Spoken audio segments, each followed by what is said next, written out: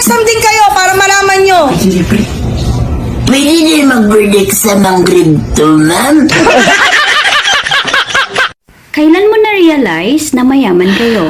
Sana Nung sinabi ng mama ko na, Gising na pala mga senyorita. mayaman kami. Hindi ka depressed. Hindi ka rin stress.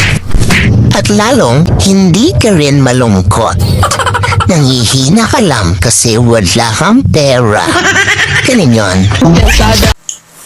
May tatanong lang sana ako sa'yo. Huwag kang magagalit ha. Ano yun? Bakit nakikipagrelasyon ka pa sa mga babae? Alam mo namang may asawa ka na. Ay nako, huwag mo lang pansinin yun. Hindi ako nakikipagrelasyon sa kanila. Naikiusap lang naman sila kasi wala pa daw silang boyfriend. Tsaka one time lang naman yun. Nakakaya naman tanggihan.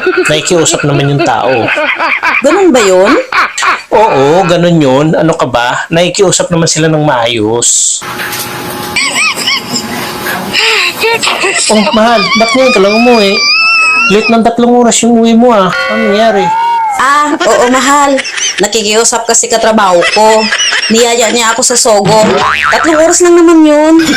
Wala daw kasi siyang girlfriend. Nakakahiya naman kapag tanggihan. Diba? Yan yung sabi mo. Hello? Hello sir, nasa amin po yung anak niyo. Magkano kailangan nyo? Huwag nilang sasakyan yung anak ko, Sir, teacher niya po to. Hindi mo pa sinusundo yung anak niyo. Sasara na po yung klase namin. Sige.